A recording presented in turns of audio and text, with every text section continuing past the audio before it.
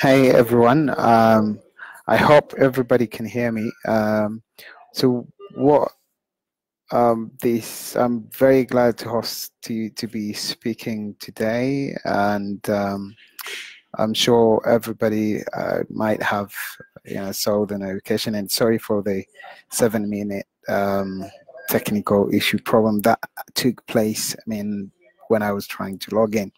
Anyway, so the event has been published as the role of young people in creating a peaceful continent. That's exactly what we're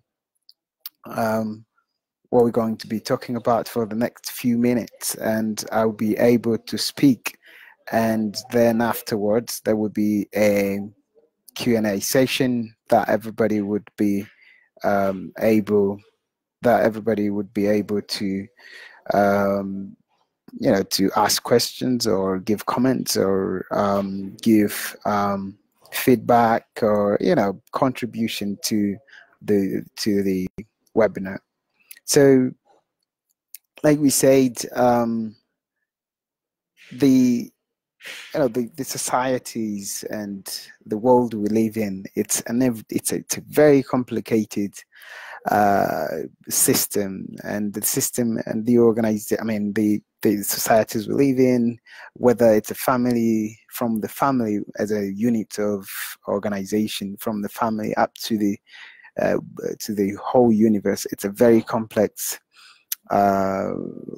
system. So to be able to fit in and be able to work and be able to do what we are required to do, so that we make sure that we live in peaceful environment, it's a very big task to be asked as human beings. And so when we think of when we are thinking of society, I mean, the basic unit of society is a family. Like I said, you start asking yourself, like, what can I do to make sure that my family or my society, as a country, as a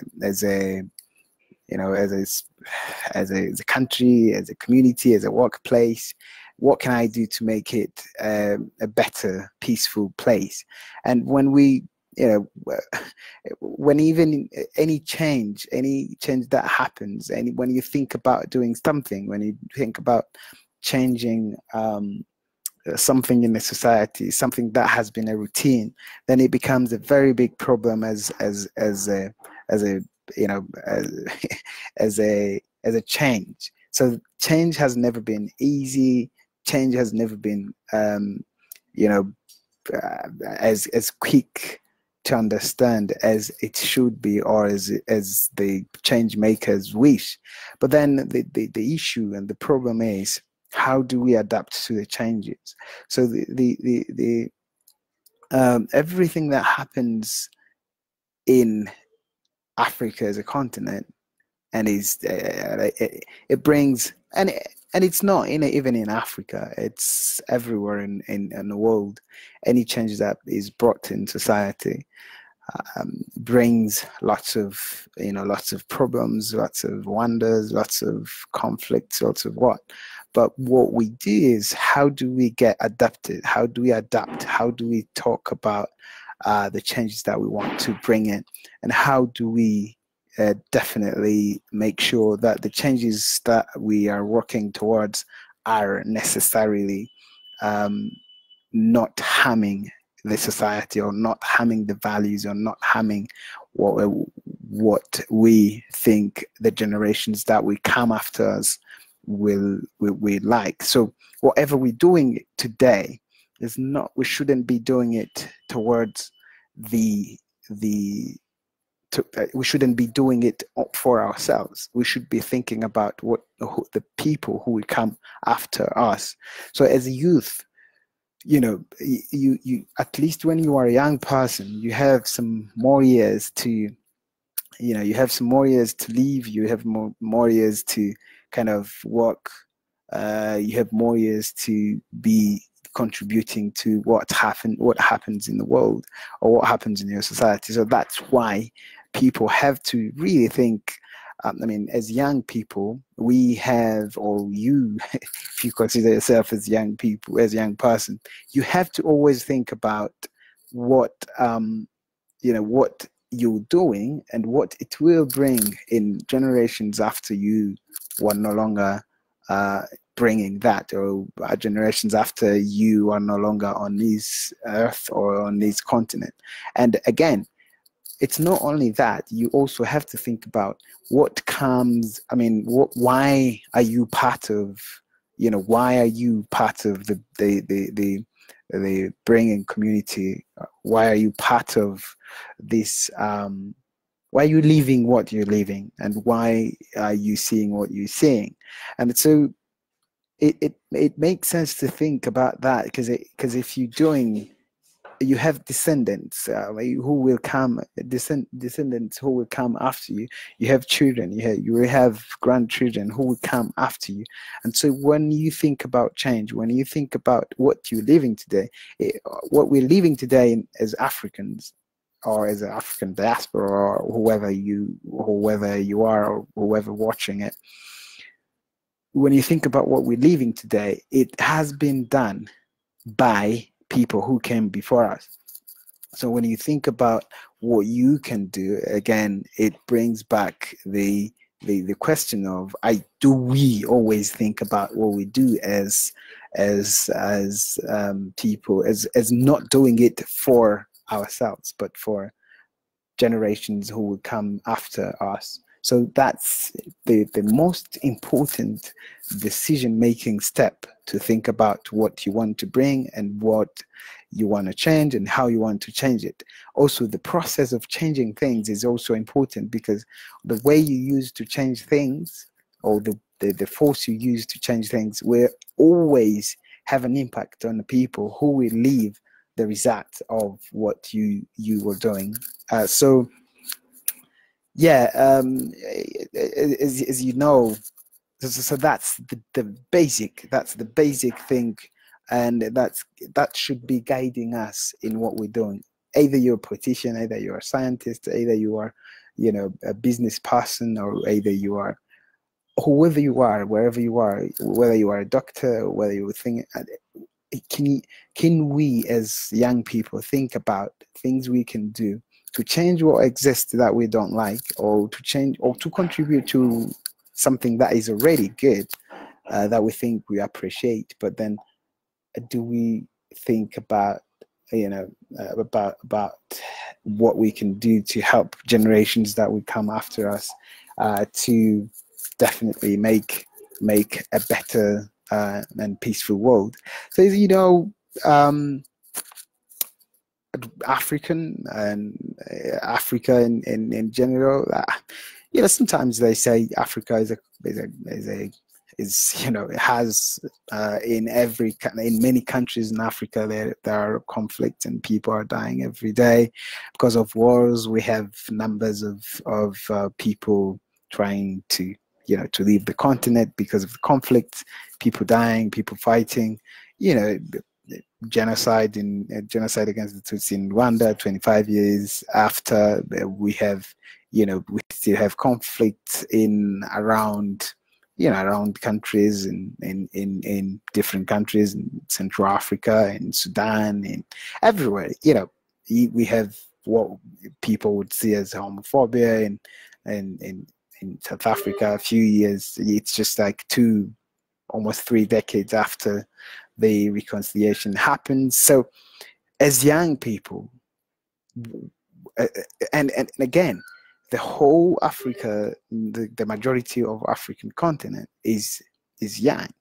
And then you wonder, or we wonder, how that happens, and what is the role of young people in fueling that conflict, or probably probably stopping that conflict. But you see, we find ourselves as young people in playing a big part in the conflict, and playing a big part in this conflict. Like if I give an example of Rwanda, in 1994, genocide against the Tutsi, you will see that young people, contributed into killing other people. There were even those who were who were in very young age, who went into, I mean, when I say young age, those who were, in their and teenage, like late teenage, like 20, 19, 18, who went in that 20 and between 20 and 30 and between 20 and 35 or between 20 and 40 people, like that's the majority of people who contributed in the genocide against the Tutsi. And then you go away and you wonder, really honestly, how did it happen as young people? How did it? But then you see now, 25 years after the genocide against the Tutsi in Rwanda, for example, as an example I take, who are contributing to the growth and development and business and politics of Rwanda. There's a big part of young people. So how do we then transform what we have lived as tragedies? How do we then transform the suffering that has been brought, or the conflicts that have been done by different ancestors, I have to say? How do we transform those into a better, peaceful Africa? So it's by serving the communities we live in. It's by serving ourselves, but also serving the generations that will come even after we're not here. And how do we do it? I would say, serve the community. And serving the community doesn't mean killing, doesn't mean, when you're serving, you are doing something that will make a positive impact, whether it's business, whether it's science. What science has done to the world, and atomic bombs or other things, or eugenics, or hypotheses that have been done, and all the conflicts. Most of there are facts that science has contributed to many of the conflicts in Africa or elsewhere in the world. So as young people, then how do we make sure that what we're doing, or the inventions or businesses or laws that we are voting for, have an impact, a positive impact on making the world a much better place to live in, and especially African as a continent? So it's serving, but still take that into consideration. Why do we make sure, how do we make sure as young people that whatever we are doing, and every politician is saying, oh, young people are going to be the main strength for the development of any country in Africa or elsewhere. But then when you look at what happens, if that's true, if we are as young people contributing towards everything that is happening, then there's still a lot to do. We have to serve in thinking about making the world, and Africa specifically, as a great as peaceful as it has never been. So we are living consequences of what has been created as young people, but then we have no excuse of saying we are fueling them. So I know it's a process. We've been transformed into becoming who we are, but then how do we make sure that whatever happens has been in future will have an important task, an important input from the young people, by trying to make our African continent a better place. So on the question of knowing what ways can African youth contribute towards peace efforts to the continent, every day, for me, I really think about interpersonal relations, but also the idea of thinking about the contribution you're making on in your everyday activities. So for me, if you wake up and you're going to school, how does sharing food with your friend contribute to making peaceful? What we say, like, we have a culture of saying of having conversations with our parents, with our different people. How do we make sure that whatever we're doing has has an implication of contributing to the world as a much better place, but also to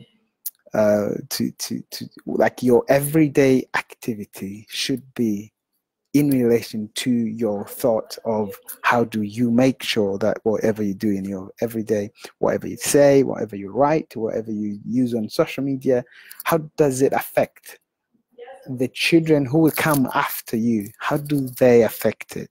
So again, I always come back to this service. So being aware of whatever we do in our community, but also serving and thinking about how can we serve the community positively. So if you're not serving, then and serving is not going out and do serve community, serve your family, serve whatever you do as a contribution, as a service to people. Go in the hospital and make sure that you have food. You're going to waste food, but why don't you take the food to the people in suffering who do not have who to take care of, who do not have people to take care of them. So think about whatever you can do to serve, but also think about you can serve in the military, you can serve in politics, but whatever you going to be, whatever position you take, what do you think about how your everyday or your every second activity contribute to making the African continent peaceful, much more peaceful? And that's really key. Whatever you want to serve in, whether you want to be a UN server or African Union server, like if you want to be in those those institutions, or if you want to be a business person, just think about serving, but think about your contribution, your everyday contribution to what the generations who will come after you will leave. So that's really please take initiative, think about what you can do, think about how your everyday activity contributes to making the world a much better place. So on also again, it doesn't, the influence on the question of how do we make sure that our influence is seen. It's just by serving. Some people say, oh, we don't we sometimes we think that contributing or participating in the development of Africa as young people is only by holding positions in political institutions. No, I don't think so. If you try to excel positively in whatever you do, in business, in non-governmental organization you're working in, if you try to look beyond what we just see, but try to look and plan and think about the generations to come, that will be the participation. The important participation is wherever positions you are in. As let's say we excel in schools as young people, let's say we don't hold any political position, you would say, oh, that's naive. No, I don't think so. If we excel in whatever we do, but excellence in terms of planning and thinking about what we can do to help the young people or the generations that will come in the future, I think that's already a contribution. That's already a participation. Go out and serve. That's the participation we need. Go and serve. I like to tell people who we meet, and when we're talking about how can we contribute, or we need the money, or we need funding, or we need what, but the first thing I say, let's go and solve. Let's go and visit people who cannot even be able to fetch water, but let's do that. Let's solve. So if the best way of participating in politics, or the best way of participating in the development of the country, is by solving. So the good leader is the one who solves, whether you are, wherever you work, it doesn't matter. It doesn't matter if you are a business person, or if you want to do, if you are a medical person. If you serve, then you are participating in the development of a country. And the conflict, conflicts that do not just start, but if the conflict start on the top level, and then you assimilate it, and then you accept to do that, to fuel that, then think about it again, and think about whether you have to continue contributing in that way. So serve. Practical steps,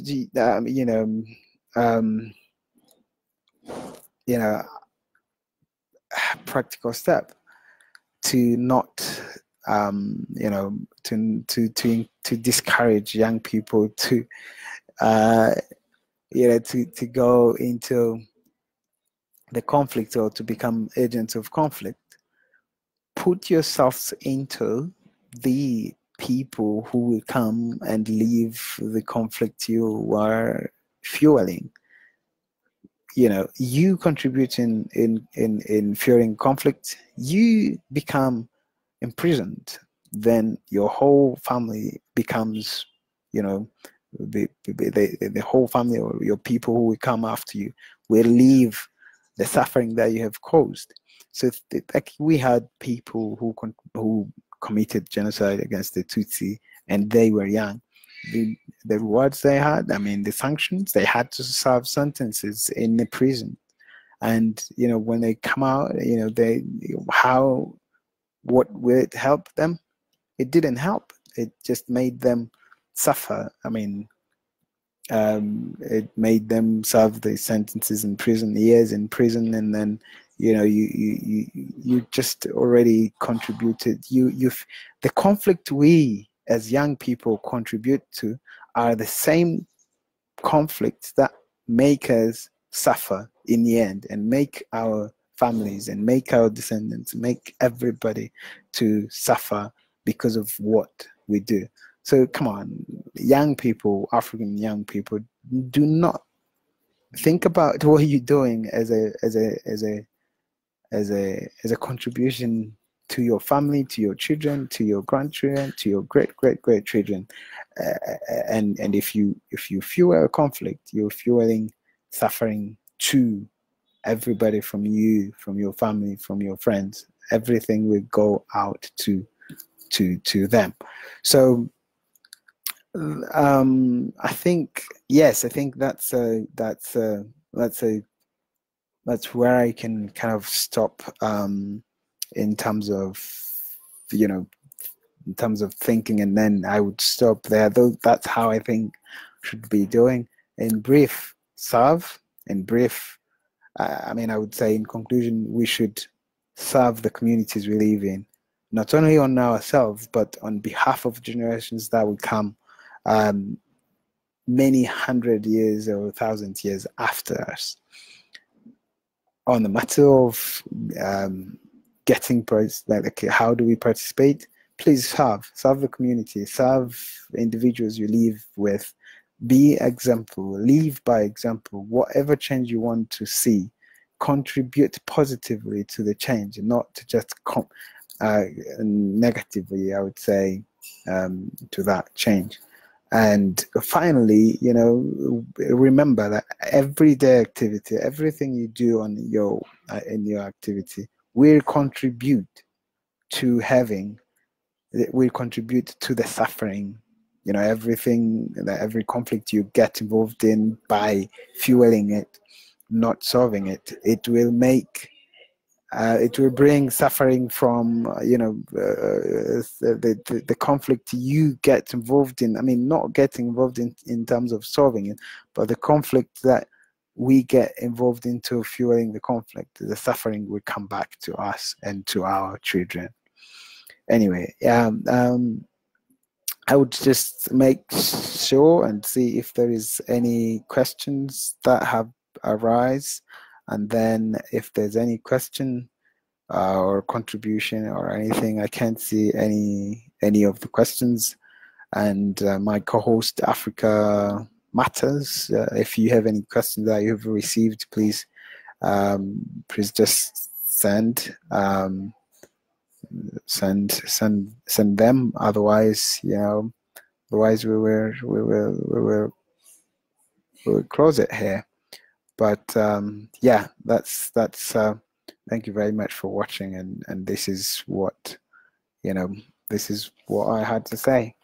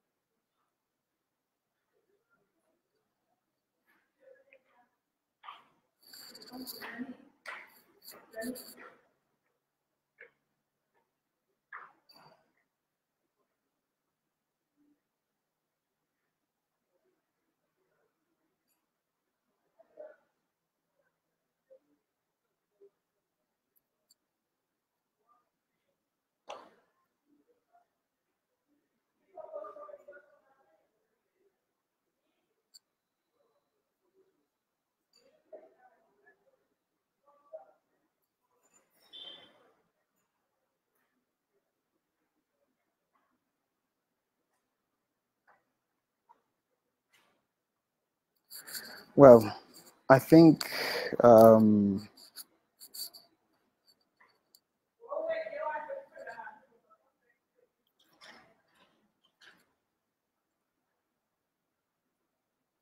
we wait for 2 minutes. If there are no questions, then I guess we will have to to close it and then end it here. But yeah, if you have questions, you can send it to me by via Facebook message or anything.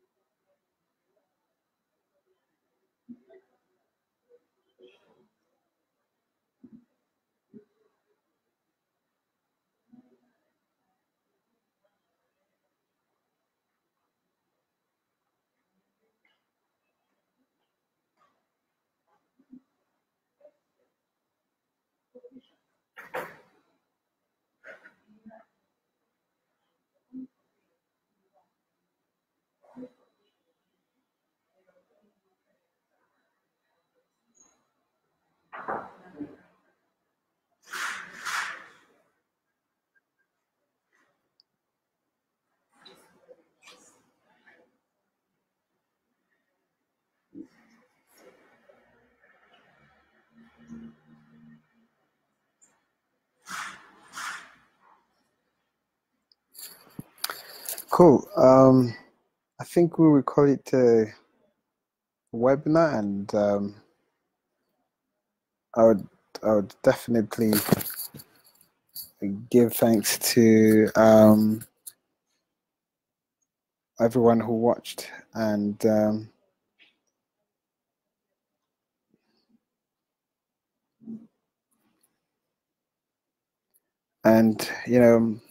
thank you so much for inviting me, and thanks to Africa Matters movement for inviting me to give this webinar. Yeah, I mean, it's all about us. It's all about what we want to do. It's all about what we do that will contribute to the making Africa as a better and much more peaceful continent. So I wish you all the best, and I hope you contribute to the peaceful processes, to the peace processes of peace building from within yourselves and to the continent, to the world, and to everywhere. So have a great day from wherever you are, and have great moments. And I wish you peace and joy with yourselves and with your families. Peace.